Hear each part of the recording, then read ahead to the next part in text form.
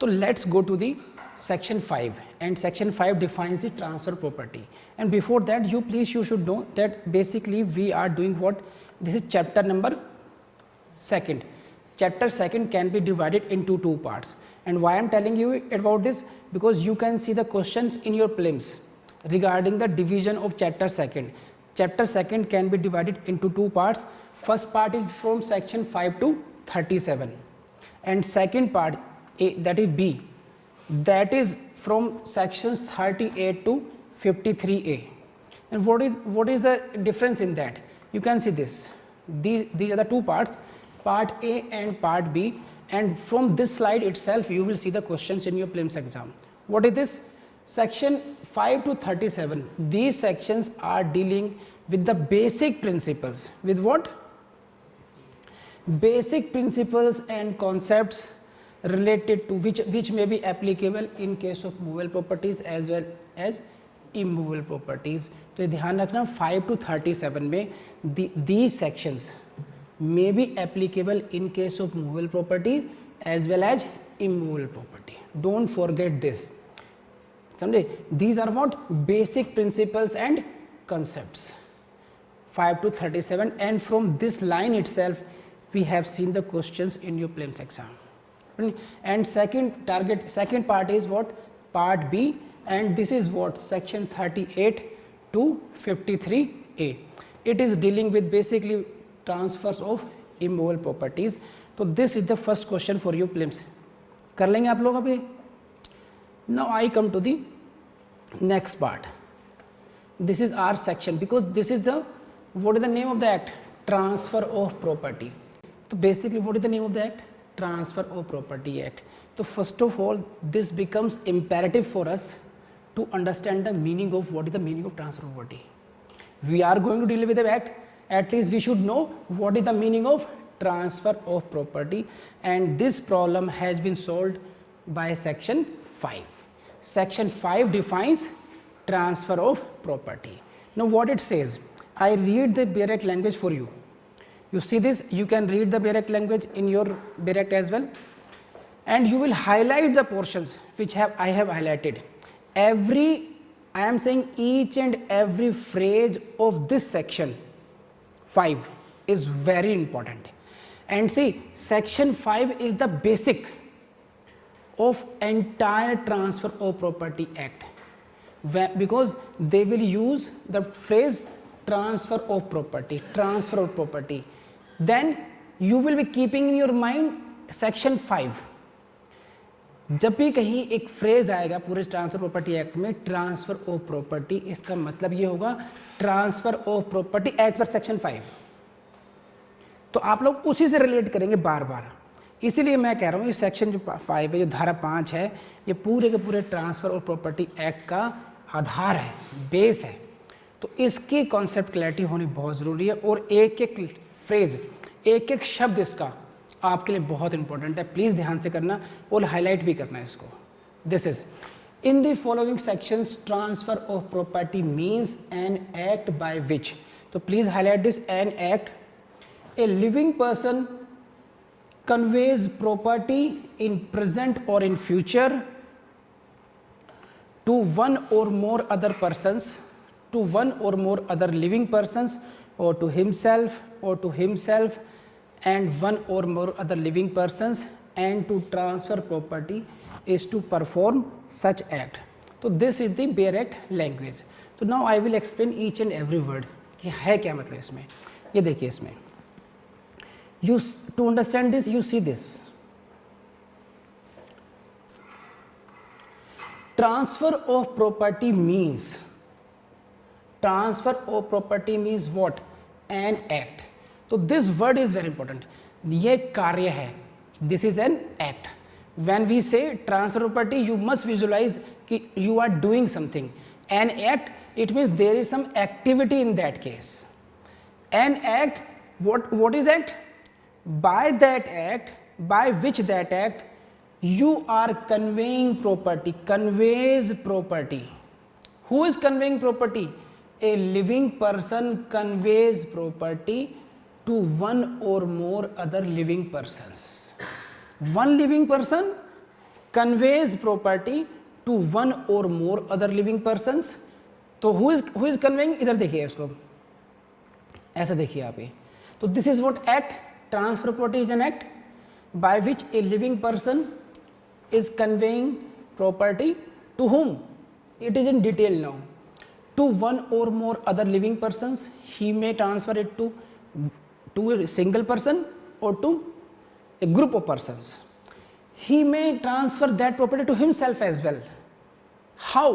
In one capacity he can transfer the property to himself in another capacity, not in similar capacity.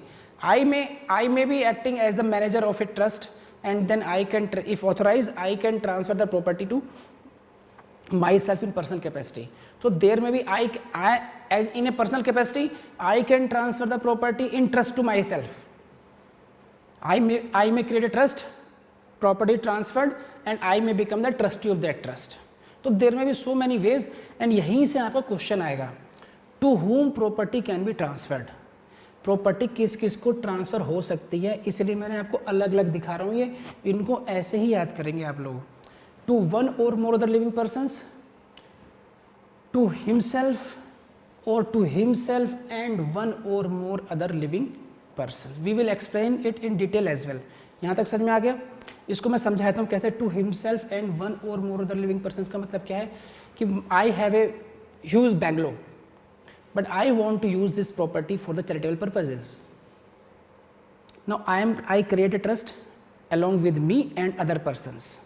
So I am transferring that property from my personal capacity to a trust capacity, and in which I am there and others also there. And I make an arrangement, after my survival they will be looking after the property or the purposes of the trust. So there will be so many ways. It is not always to other persons, ये ध्यान रखना. Property के transfer में ऐसा नहीं है कि एक व्यक्ति दूसरे को ही ट्रांसफ़र करेगा, ऐसे भी सर्कमस्टेंसेस हो सकते हैं कि वो व्यक्ति खुद को ही ट्रांसफ़र कर रहा हो उस प्रॉपर्टी को. प्लीज़ रेज हैंड अगर बात समझ में आई है तो. सही है? कोई मुश्किल तो नहीं लग रहा? ये टेक्निकलिटीज़ हैं.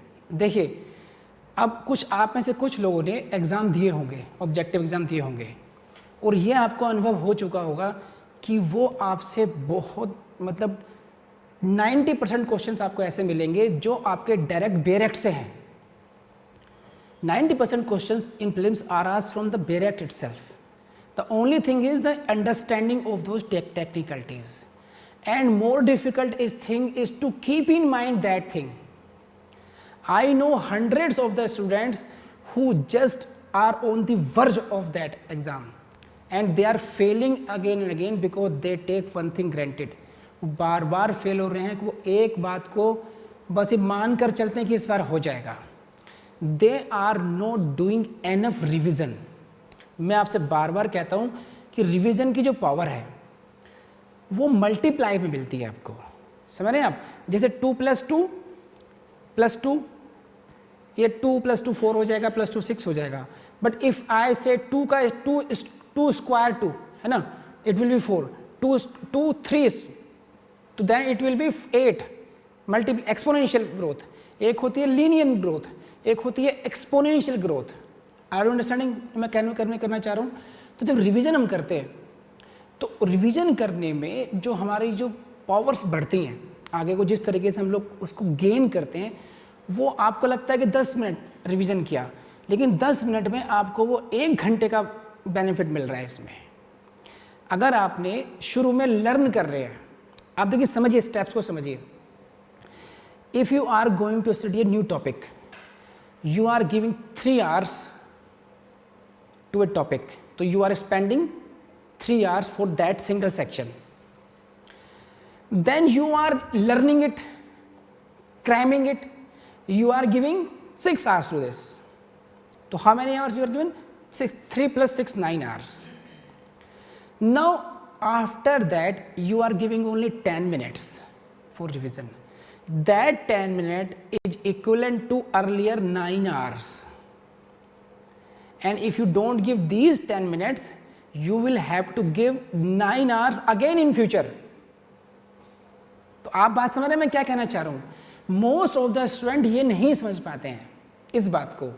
उनको लगता है बाद में कर लेंगे, and again they will have to spend 9 hours This is the mathematical explanation of my trick.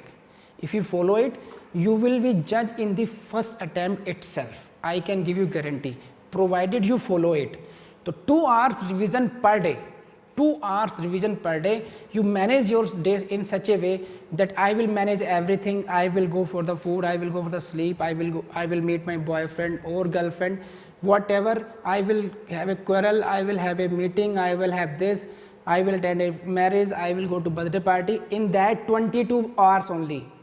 In 2 hours exclusively only for revision. Even if I don't attend the class, at least I will do revision whatever I have learned so far. If you do that for at least 1 month, you will see the miracles in yourself. कर लेंगे आप लोग अब? तो please मैं यहाँ पर आ रहा हूँ, मैंने बीच में आपको समझाया इसलिए कि जरूरी था शायद समझाना आपको. I hope you will do that. तो प्रॉपर्टी में भी transferred in that way. And then next is to transfer property is to perform such act. So when we are performing such act, it means what is the act?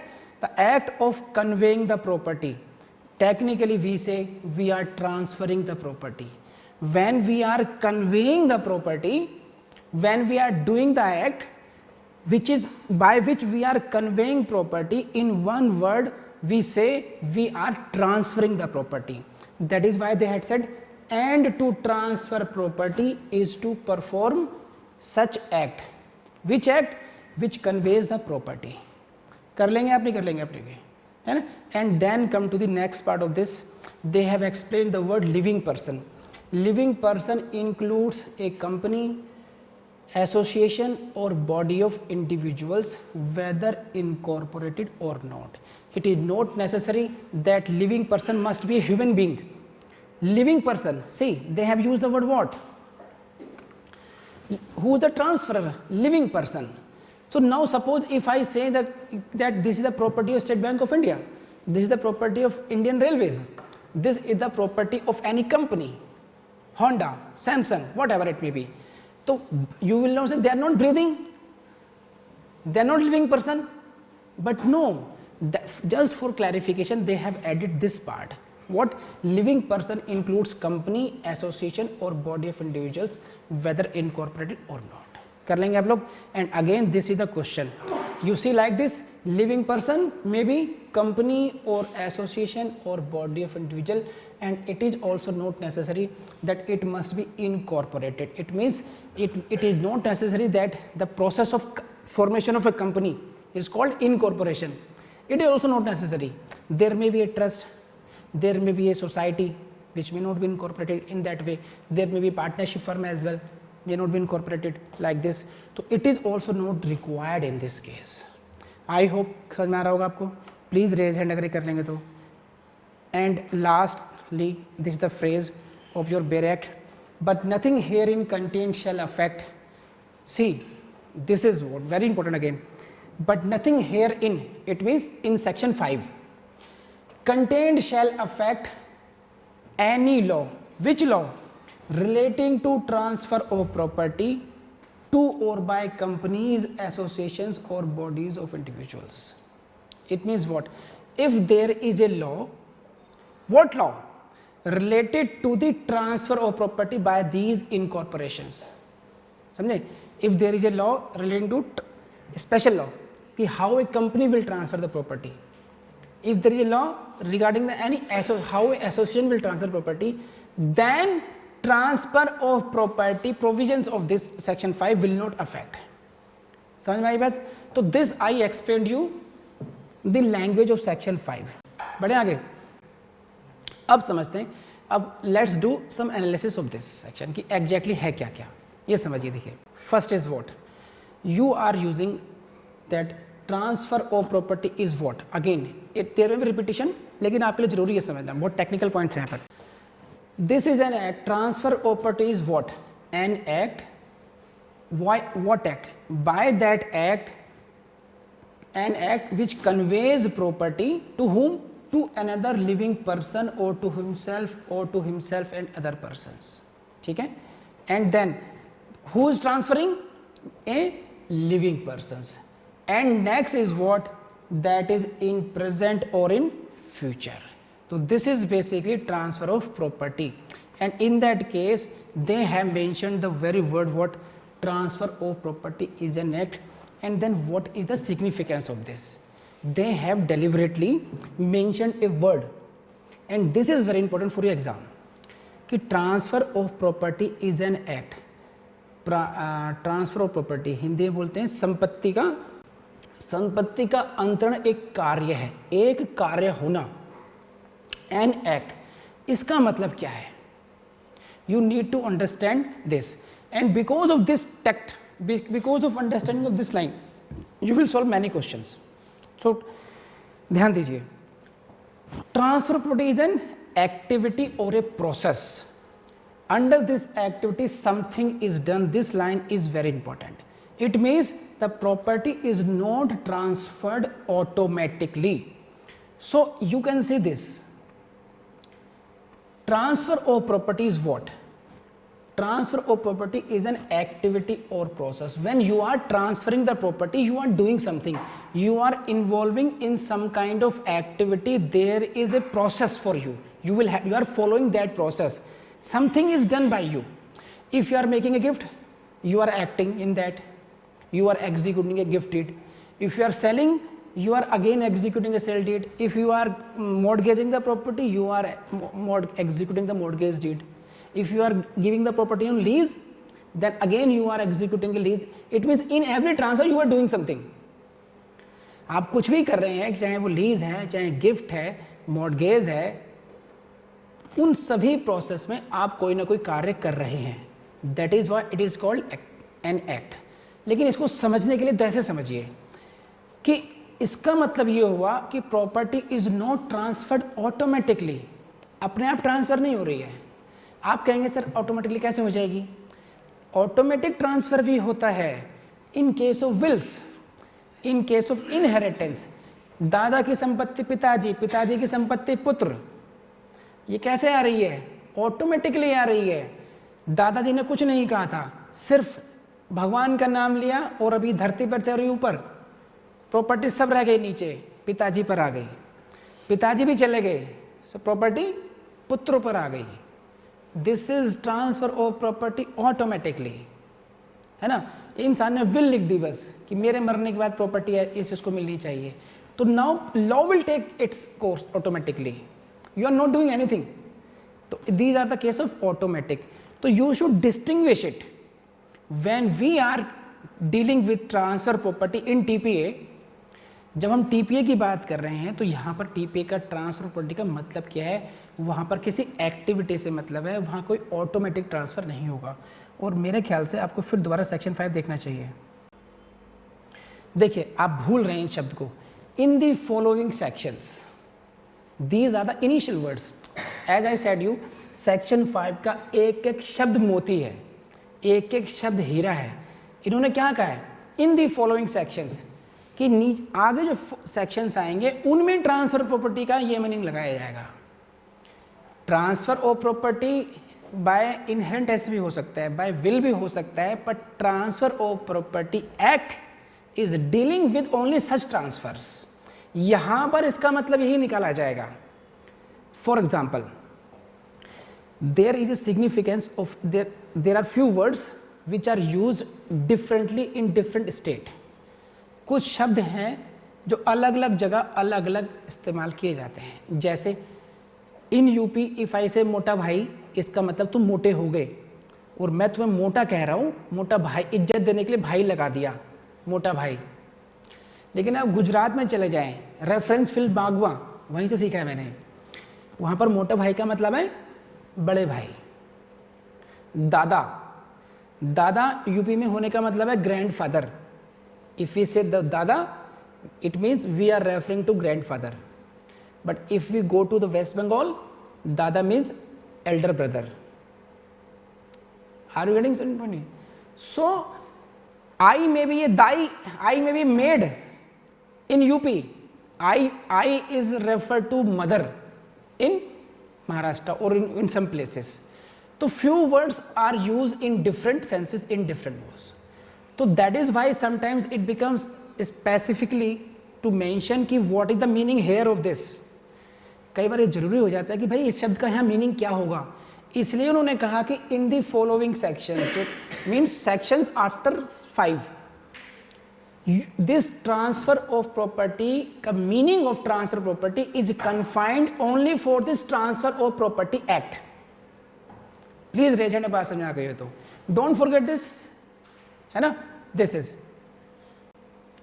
तो I was saying to this, I was explaining this part कि transfer of property is an activity और process and it you can distinguish it from automatic transfers. ठीक है, now this is what is the legal effect? Legal effect of this act is the passing of property.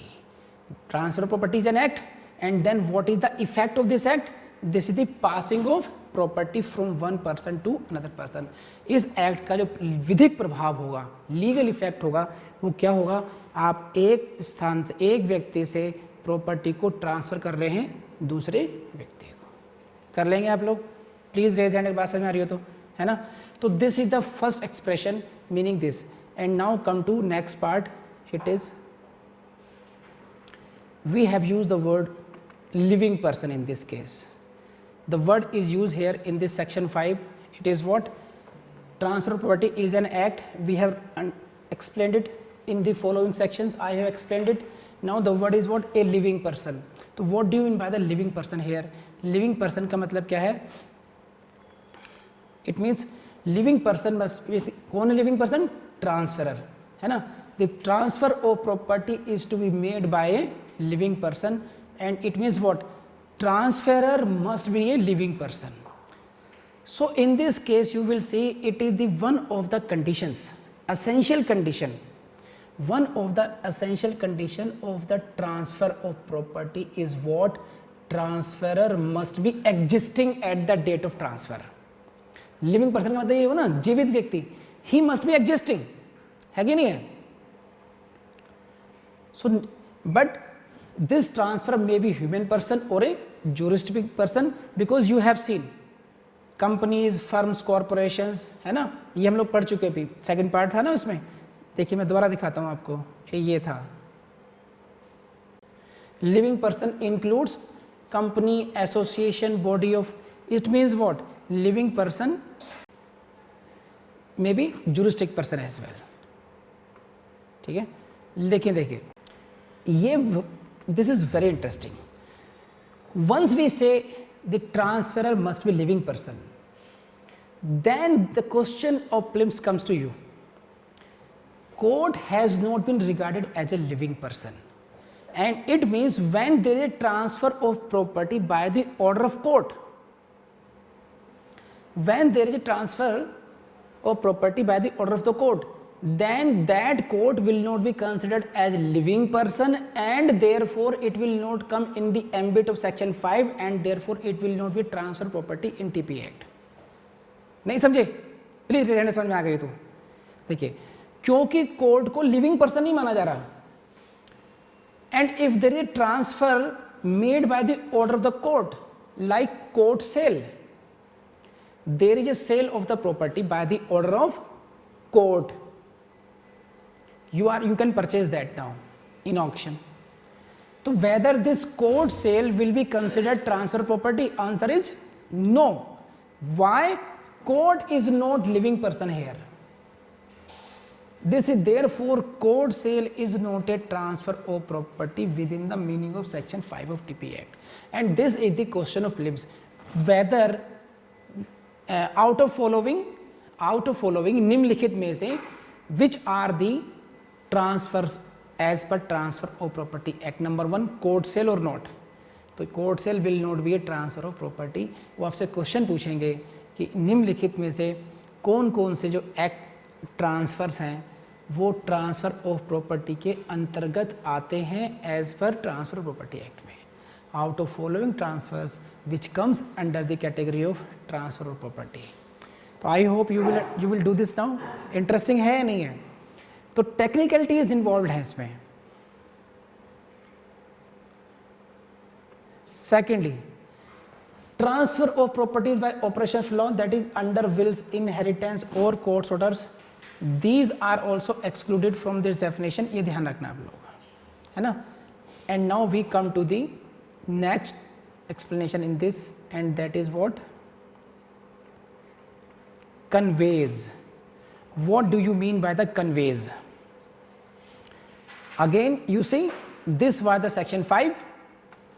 A living person conveys. See, I am explaining each and every word. I have explained in the following sections. I have explained an act, I have explained living person, and now I am explaining conveys property. Then what do you mean by the conveyance of the property? Joy, getting some idea? तो CPC समझ में आ रहा है आपको? TPA, right? You are in the class. It means good. What do you mean by the conveyance? Convey means what? Please रट लीजिए बुरी तरीके से इस बात को, अपने दिमाग में बसा लीजिए इसको कि कन्वेंस का मतलब क्या होता है. Conveyance means any act of the transferer by which certain new titles or interests are created in the favor of transferee. नहीं समझे बात को? देखिए, certain new titles or interests are created in your favor. If you are a transferee, I am the transferer. मैं property transfer कर रहा हूं. If I से इन लीगल पैरेलेंस, विधिक शब्दावली में अगर मैं बात करूं आपसे, लीगल पैरेलेंस से बात करूं, तो I am conveying property to you. तो कन्वेंस का मतलब यहां पर यह हुआ कि मैं आपके फेवर में कुछ इंटरेस्ट क्रिएट कर रहा हूं, कुछ हितों का सृजन कर रहा हूं. सृजन करने का मतलब है कि जो हित आपके पास नहीं थे, the interest which were you are not having, I am creating those interests you in your favor. You were not having those interests, but right now I am creating in your favor. So if any interest is being created in your favor as a transferee, I will say I am conveying property to you to that extent.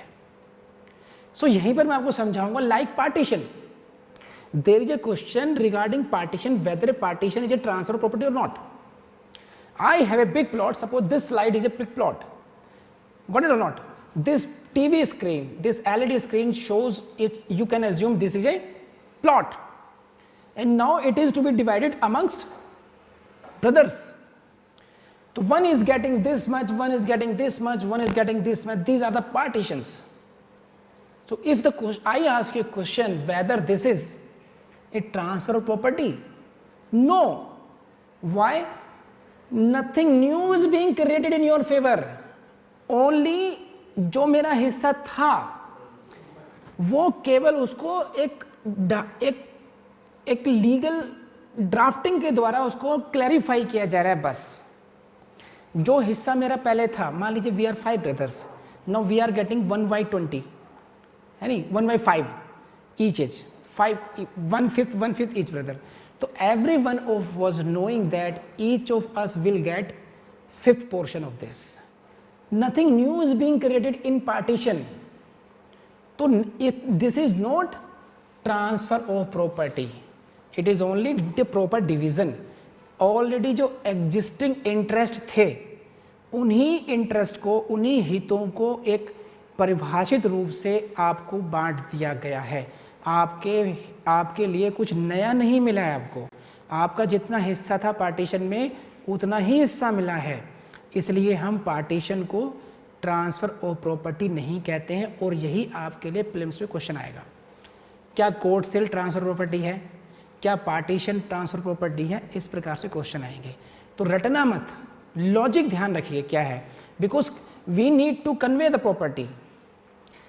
Transfer of property is essentially the conveyance of property. When there is no conveyance of property, there is no transfer. And conveyance of property means creation of new interest. If no new interest is created, it means nothing has been transferred, and this is not transfer of property as per section 5. I hope it is very clear to you. Please raise hand अगर बात समझ में आ गई तो. ठीक, very good. So this is what conveys. You can see the definition of this. Anything done, when we do anything done or any form assurance by which transferee gets new title or interest which he did not have before the transfer. ये ध्यान रखना इस line को. जो उसके पहले नहीं था, that is called conveyance. तो conveyance is one of the essential element of the transfer of property. So this is conveyance is what? Anything done or any form of assurance. Because of that, transferee gets new title or interest. Okay, and which title of interest which he did not have before the transfer, and this is called conveyance. I hope it is sufficient.